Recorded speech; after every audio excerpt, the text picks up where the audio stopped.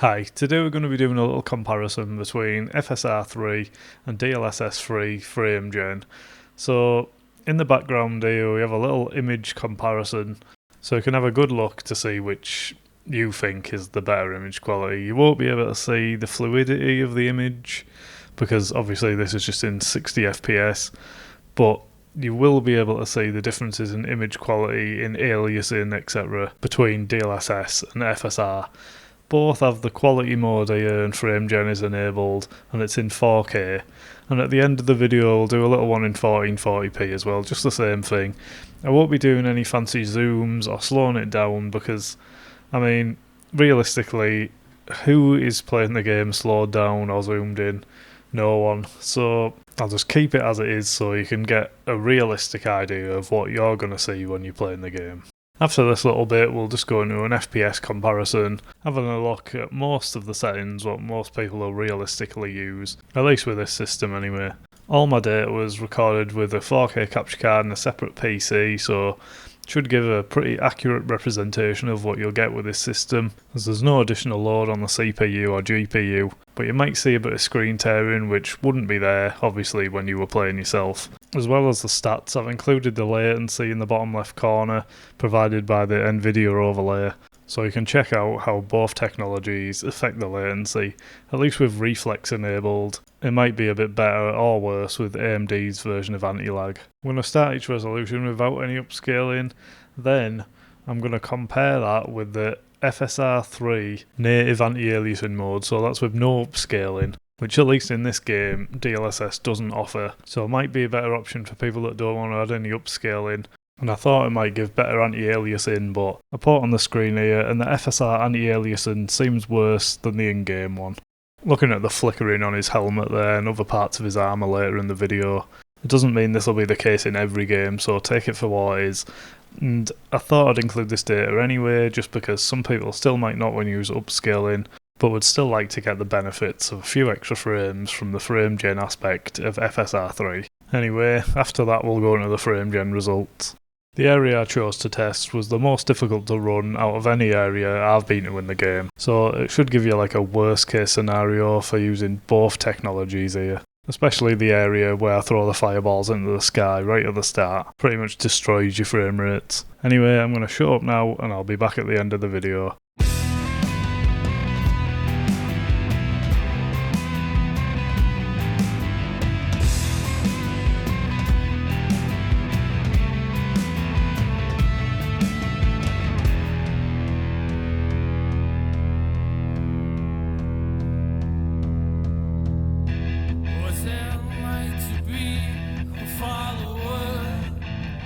Check my stride with a heart like concrete inside.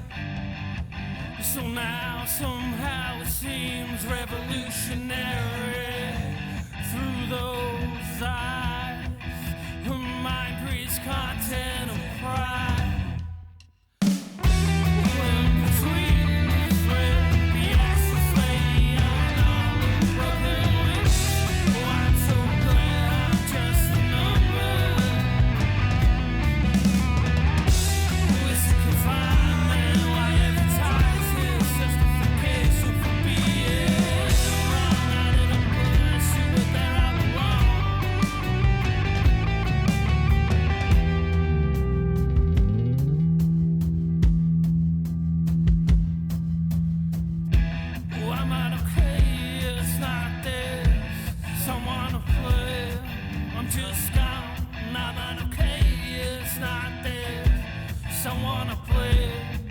Just gone, I'm not okay, it's not this. Someone to play. I'm just gone, I'm not okay, it's not this. Someone to play. Just gone.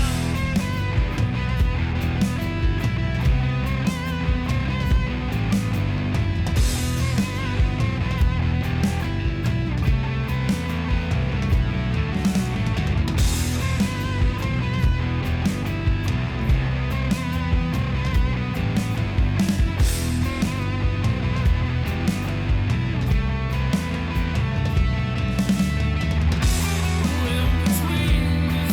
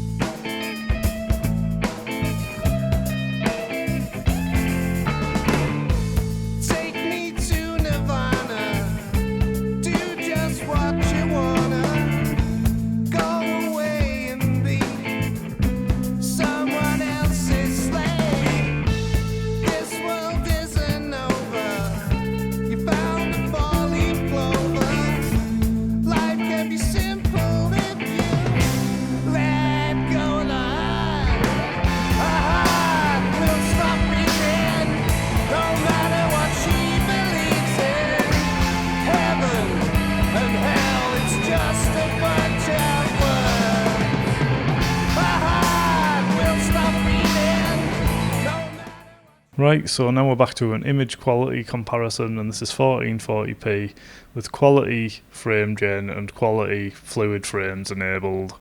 As you'll see in the FPS portion of the video, both technologies do have slight differences, but the FSR one is doing a pretty good job of matching up to the DLSS version there, at least FPS wise anyway, and even beats the DLSS technology, at least in the averages at certain settings. What seems to be happening is that the more CPU limited you become, the better the DLSS technology seems to do, and it manages to catch back up with FSR when lowering the resolution that you're upscaling from. And when you go even lower, increasing the CPU demand, such as balance settings at 1440p or quality at 1080p, the DLSS technology starts to beat the FSR one. I'm not certain, but this could be due to the fact that when you lower right down to, say, DLSS performance, with DLSS the GPU utilization stays pretty high, but with FSR it seems to sit a bit lower on average. One area that the DLSS technology does seem to win in every setting though is the 1 and 0.1% lows, so it actually probably provides a smoother experience, at least when no VSync's enabled like I've used in the test here anyway. Latency wise, well, we're going to take a bit of a look now. On the screen we're at 4K max settings using the upscaling performance with frame gen enabled, and as you can see, the latencies are pretty much matched at this setting, at least during this cutscene anyway. But when actually in gameplay, it does seem that DLSS 3 at 4K anyway is providing better latency even when getting slightly beat by FSR 3 in FPS. But what's really interesting is at 1440p, FSR seems to turn things on its head, and even when getting beat by DLSS 3, it manages to beat it almost all of the time, or at least match it in latency, as you'll see once again here in this little bit of gameplay.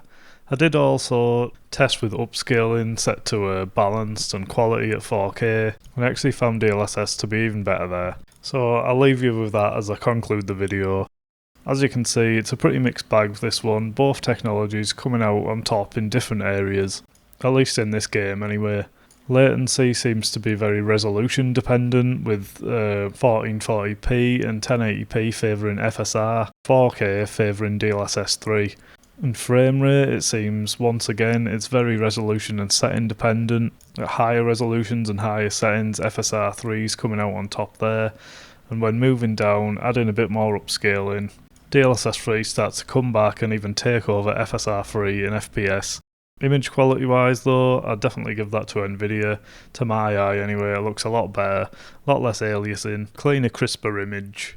Be really interesting to see what happens when it's added to a few more games, so there's a bit more to compare between, as this could be a really bad or good implementation of the technology for either company in this game, and in another game the performance might be completely different. Like, for example, when DLSS 3 was first added to this game, all the HUD was all over the place and it basically made DLSS 3 pointless, but now they've improved that, so there could still be tweaking on the AMD or Nvidia side, which could increase the performance or latency or whatever really. But I guess time will tell. But overall it seems that FSR 3 is pretty good and pretty comparable to DLSS 3. So thanks a lot for watching my video. If you like the video, please give it a like and subscribe for more. Thanks. Bye.